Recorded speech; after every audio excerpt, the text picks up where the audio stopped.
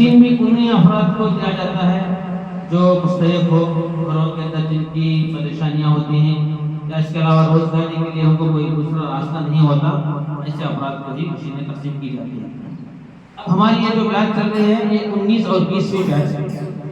19 और 20वीं बैच में हमारे सागर, इसके अलावा अतराफ अकनाफ के बच्चे भी यहाँ पर सीख रहे हैं और उसके आसपास के बच्चियाँ ने यहाँ आने की गुजारिश की, दरख्वास्त की, लेकिन हमने इसमें सफर में आने जाने से, बच्चों की परेशानियों से और आज के हालात के तबादले से गरीब घराने की बच्चियाँ हैं, यानी यतीम बच्चियाँ हैं और तो इस तरह से बेशुमार वाक़यात हमारे सामने पेश आए हैं।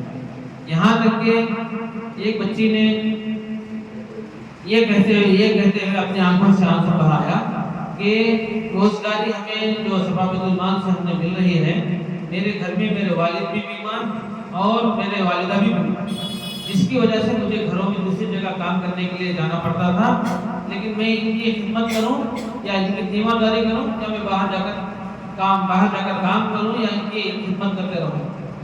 तो मुझे बड़ा अफसोस, बड़ा सदमा था, अपनी परेशानी हो रही थी, लेकिन मैं सबाबतुल माल की तरफ से जो मैंने टेलरिंग सीखी, इसके बाद मुझे सबाबतुल माल वालों ने मशीन दी कि घर के अंदर अल्हम्दुलिल्लाह आगे रहते हुए अपने घर के वालिदैन की खिदमत भी कर रही हूँ और उनकी दीवानदारी भी कर रही हूँ, उनकी ज़रूरत भी पूरी कर रही हूँ और इसके अलावा मेरी रोजगारी भी यहाँ घर के अंदर चल रही है। ये रोजगारी के लिए कुछ खिदमत किया जाए तो अल्हम्दुलिल्लाह सबाबतुल माल ने बच्चों के लिए जो शुरू की है, अल्हम्दुलिल्लाह अब तक 308 बच्चे हमारे सबाबतुल माल के पहले दिन से फारिग हो रही हैं। इसके अलावा अल्हम्दुलिल्लाह सबाबतुल माल के बहुत सारे खिदमात हैं। आज अल्हम्दुलिल्लाह इंशाअल्लाह हमारे सबाबतुल माल से 5 मशीनें तकसीम की जाएंगी और इस मशीनों की इमदाद के लिए हमारे दूसरा मरतबा महसूस किया कि बच्चों ने कहा कि हमें मशीनों की ज़रूरत है ट्रेनिंग के अंदर, तो हमारे सदर साहब और सरपरस्त जनाब हाजी मकबूल अहमद साहब, उन्होंने अपनी तरफ से मशीनें पेशकश की और उसके साथ साथ हमारे जनाब शफीउल्लाह साहब थे, उन्होंने भी कहा कि मेरे तरफ से भी एक मशीन दी जाएगी। तो इस तरह से अल्हम्दुलिल्लाह यहाँ पर हमारे सामने मशीनें ही इंशाअल्लाह तकसीम किया जाएगा।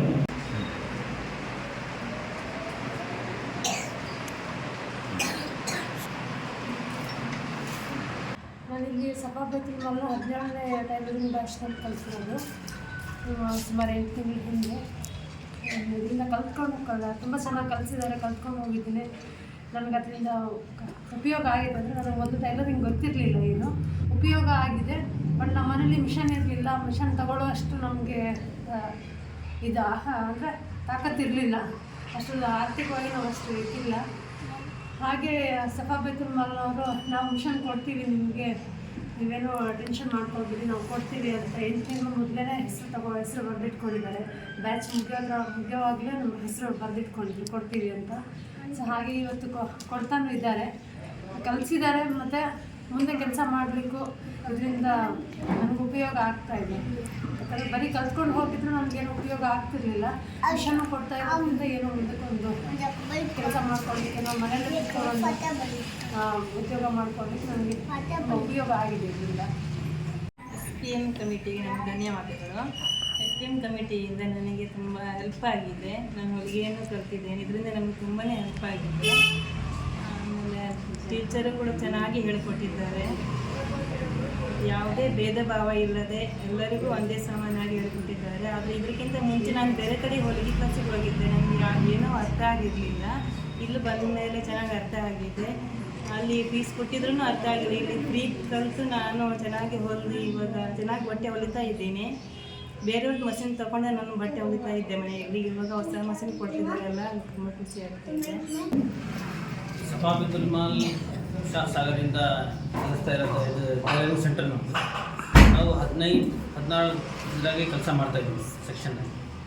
ಅದರಾಗೆ ಟೈಲರಿಂಗ್ ನಡೀತಾ ಇರೋದು 20ನೇ ಬ್ಯಾಚಿಗೆ. ಇದ್ರಾಗ ನಾವು 40 ಮಿಷಿನ್ ತನಕ ಕೊಟ್ಟಿದ್ದೀವಿ. ನಾವು ಬಡವರಿಗೆ ಕೊಟ್ಟಿದ್ರು ಅಂತ ಹೇಳಿದರೆ ಹಾಗೆ ಕೊಟ್ಟೋದಿಲ್ಲ. ನಾವು ಹೋಗೋದು ಮತ್ತು ಅವ್ರಿಗೆ ವಿಚಾರಿಸೋದು, ಅವ್ರ ಮನೆಗೆ ಹೆಂಗಿದ್ದಾರೆ, ಅವ್ರು ಏನೇನಿದೆ, ಪರಿಸ್ಥಿತಿ ಏನಿದೆ ಅಂತ ನೋಡಿ ಎಲ್ಲ ಕೊಡೋದು. ಅಲ್ಹಮ್ದುಲಿಲ್ಲಾಹ್ ನಡೀತಾ ಇದೆ.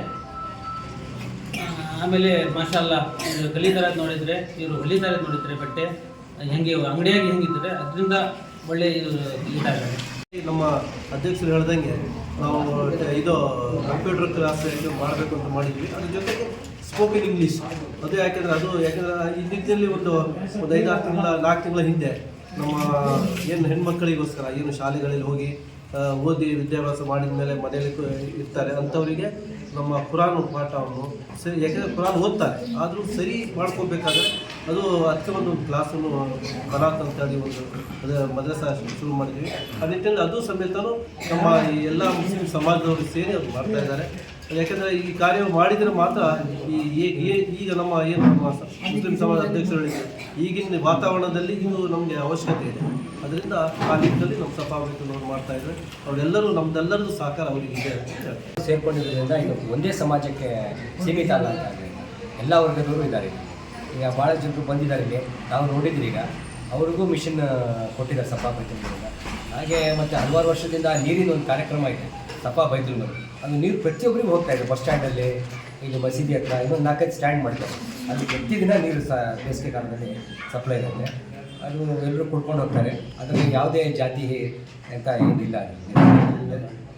ಆಮೇಲೆ ರಾತ್ರಿ ಯಾರಾದರೂ ಮಲಗಿದ್ರೆ ಯಾತ್ರಿಗಳಾಗಲಿ, ಬಡವರಾಗಲಿ, ಅನಾಥರಾಗಲಿ ಯಾರು ಇಲ್ದಿದ್ದವ್ರಿಗೆ ಹೋಗಿ ಅವರಿಗೆ ಒಂದು ಶಾಲ್ ಉಡಿಸೋದು ಅಥವಾ ಕಂಬಳಿ ಕೊಡೋದು, ಅವ್ರಿಗೇನು ಉಪಚಾರ ಬೇಕು ಅಂತ ಕೇಳೋದು, ಅವರಿಗೆ ನಾನು ಔಷಧಿ ಬೇಕಾದರೆ ಕರ್ಕೊಂಡೋಗಿ ಆಸ್ಪತ್ರೆಗೆ ಕೊಡೋದು.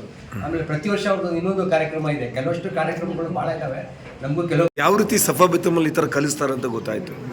ನನ್ನ ಫ್ರೆಂಡ್ ಹೇಳಿದ್ದು ಈ ಥರ ಕಲಿಸ್ತಾರೆ, ಫ್ರೀ ಚೆನ್ನಾಗಿರುತ್ತೆ ಅಂತ ಹೇಳಿದ್ದು.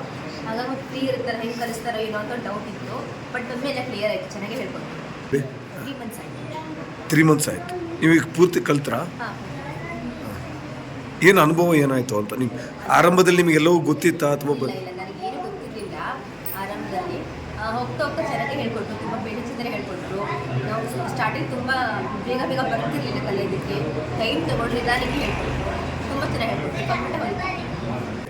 ಚೆನ್ನಾಗಿ ಹೇಳ್ಕೊಟ್ರು. ಮತ್ತು ಸ್ಟೆಪ್ಪು ಗೊತ್ತಾಗಲಿಲ್ಲ ಅಂದರೆ ಎಲ್ಲಿ ಕೇಳಿದ್ರು, ಈ ಥರ ಓದಬೇಕು ಆ ಥರ ಓದಬೇಕು, ಒಂದೊಂದು ಸ್ಟೆಪ್ ಕೂಡ ಹೇಳ್ಕೊಡ್ತಾರೆ. ಕಟ್ಟಿಂಗ್ ಮಾಡೋದು ಗೊತ್ತಾಗಲಿಲ್ಲ ಅಂದರೆ ಪ್ರತಿಯೊಂದು ಹೇಳ್ಕೊಡ್ತಿದ್ರು. ಮೆಜರ್ಮೆಂಟ್ ತಗೊಳ್ಳೋದು, ಪದೇ ಕೇಳಿದ್ರು, ಯಾವಾಗ ಕೇಳಿದ್ರು ಹೇಳ್ಕೊಡ್ತಿದ್ರು.